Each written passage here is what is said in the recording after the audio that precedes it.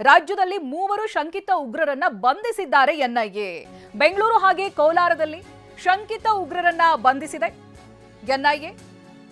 ಬೆಂಗಳೂರು ಹಾಗೆ ಕೋಲಾರದಲ್ಲಿ ಒಟ್ಟು 5 ಕಡೆ ದಾಳಿಯನ್ನ ನಡೆಸಿತ್ತು ಎನ್ಐಎ. ಪರಪ್ಪನಾಗ್ರಹಾರ ಸೆಂಟ್ರಲ್ ಜೈಲಿನ ಮನೋವೈದ್ಯೆ ನಾಗರಾಜ್ ಅಂತ, ಹಾಗೆ ಪರಪ್ಪನಾಗ್ರಹಾರ ಜೈಲಿನ ಎಎಸ್ಐ ಆಗಿದ್ದಂತ ಚಾಂದ್ ಪಾಷಾ, ಹಾಗೆ ಅನೀಶ್ ಫಾತಿಮಾಳನ್ನ ಎನ್ಐಎ ಅಧಿಕಾರಿಗಳು ಬಂಧಿಸಿದ್ದಾರೆ. ಇವರುಗಳು ಉಗ್ರ ಚಟುವಟಿಕೆಗೆ ನೆರವು ನೀಡ್ತಾ ಇದ್ರು. ಈ ಆರೋಪದ ಅಡಿಯಲ್ಲಿ ಇದೀಗ ಇವರುಗಳನ್ನ ಬಂಧಿಸಲಾಗಿದೆ. ದಾಳಿ ವೇಳೆ 2 ವಾಕಿಟಾಕಿ, ಚಿನ್ನಾಭರಣವನ್ನ ವಶಕ್ಕೆ ಪಡಿಸಿಕೊಂಡಿದ್ದಾರೆ ಎನ್ಐಎ ಪೊಲೀಸರು. ಒಟ್ಟು 3 ಶಂಕಿತ ಉಗ್ರರನ್ನ ಬಂಧಿಸಿದ್ದಾರೆ. 5 ಕಡೆ ದಾಳಿಯಾಗಿದೆ. ಬಾಂಬ್ ಸ್ಫೋಟ ಪ್ರಕರಣ ಆರೋಪಿಗೆ ಜೈಲು ಸಿಬ್ಬಂದಿ ನೆರವನ್ನ ಕೊಡ್ತಾ ಇದ್ರು ಅನ್ನೋದು ಗೊತ್ತಾಗ್ತಾ ಇದೆ.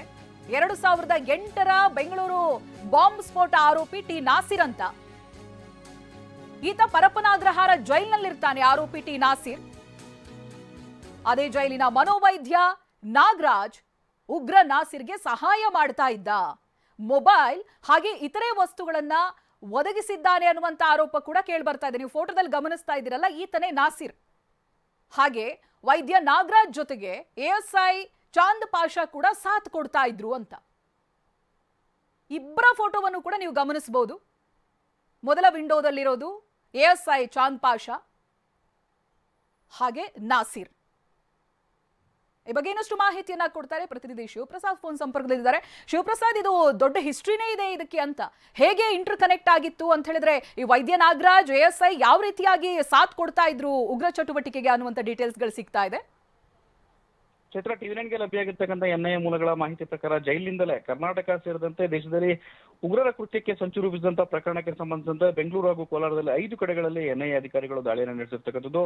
ಪರಪ್ಪನಾಗ್ರಹಾರ ಜೈಲಿನಲ್ಲಿ ಮನೋವೈದ್ಯ, ಸಿಆರ್ ಪೊಲೀಸ್ ಅಧಿಕಾರಿಗಳು ಸೇರಿದಂತೆ 3ರನ್ನ ಈಗಾಗಲೇ ವಶಕ್ಕೆ ಪಡೆದಿರತಕ್ಕಂಥದ್ದು. ಪರಪ್ಪನಾಗ್ರಹಾರ ಕಾರಾಗೃಹದಲ್ಲಿ ಮನೋವೈದ್ಯನಾಗಿದ್ದಂತ ಸೈಕಿಯಾಟ್ರಿಸ್ಟ್ ಡಾಕ್ಟರ್ ನಾಗರಾಜ್, ನಗರ ಸಶಸ್ತ್ರ ಮೀಸಲು ಪಡೆಯ ಎಎಸ್ಐ ಚಾಂದ್ ಪಾಷಾ ಮತ್ತು ಪ್ರಕರಣದಲ್ಲಿ ವಿದೇಶದಲ್ಲಿ ತಲೆಮರೆಸಿಕೊಂಡಿರ್ತಕ್ಕಂಥ ಆರೋಪಿ ಇನ್ನೂ ಕೂಡ ಈತ ಪತ್ತೆಯಾಗಿಲ್ಲ ಜುನೈದ್ ಅಹಮದ್ನ ತಾಯಿ ಅನೀಸ್ ಫಾತಿಮಾರನ್ನು ಕೂಡ ಈಗಾಗಲೇ ಬಂಧನಗೊಳಿಸಲಾಗಿರ್ತಕ್ಕಂಥದ್ದು.